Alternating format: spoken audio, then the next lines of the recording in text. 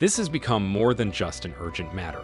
It has escalated into a serious situation where blame may not be solely attributed to Starship. The severity of SpaceX challenges with federal regulators has heightened, entangling them in a legal dilemma surrounding Starship launches from South Texas. On December 15th, tensions peaked as several environmental groups made a significant announcement. They disclosed the submission of an additional legal claim in federal court targeting the licensing procedures for Starship launches from SpaceX's Starbase site near Brownsville, Texas. This development follows the organization's initial lawsuit against the FAA in May, just weeks after the inaugural Starship launch on April 20th.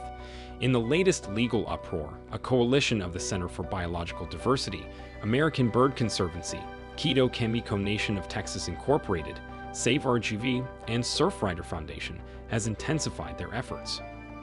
They are accusing the Federal Aviation Administration of inadequately examining the environmental impact of the initial Starship launch before approving a revised license for the subsequent November 18th launch. The revised licensing process involved an environmental assessment by the U.S. Fish and Wildlife Service, FAA, regarding a pad deluge system installed by SpaceX to prevent damages. While the FAA deemed the deluge system to have negligible environmental impact, these environmental factions argue that both the FAA and FAA neglected their obligations under the National Environmental Policy Act, NEPA, to thoroughly evaluate the environmental consequences of Starship launches. They contend that the FAA overlooked the impacts of the Starship Super Heavy launch program by omitting a supplementary NEPA analysis. Additionally, they assert that the FAA fell short in its evaluation, focusing solely on the deluge system and neglecting the environmental repercussions of debris from the April launch. Despite the apparent success of the deluge system in preventing further pad damage, these environmental groups argue that this doesn't absolve the oversight in assessing broader environmental implications. Jared Molis, a senior attorney at the Center for Biological Diversity, strongly condemned this alleged negligence, emphasizing that the failure to conduct a comprehensive environmental review and allowing SpaceX to persist in launching colossal rockets that repeatedly result in explosions displays a shocking disregard for both wildlife and communities. The group further contends that the FAA's decision to approve the November 18 launch was made without giving the public an opportunity to provide input, a glaring omission highlighted in their statement.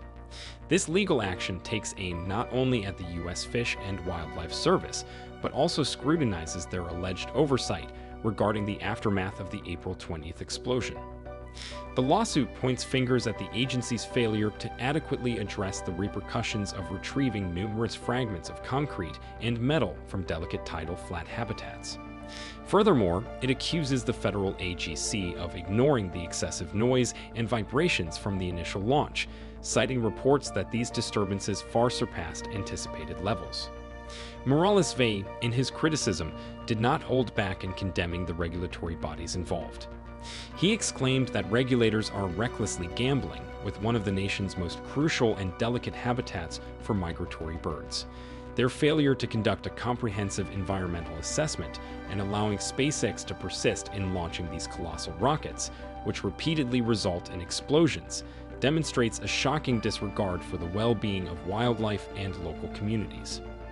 While the concerns voiced by these organizations have merit, it's crucial to acknowledge the success of Starship's second flight on November 18th, which managed to take off without causing damage to its launch pad, a stark contrast to its predecessor.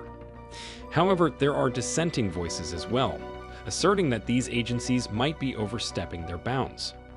Amidst this new competitor's eye, Tesla's thrown in the electric vehicle realm, leveraging doubts about its engineering integrity, seamlessly linking governmental accusations of insufficient driver safety measures to allegations of anti-Semitism against Elon Musk. The government's latest blow lands on Starlink, Musk's satellite internet.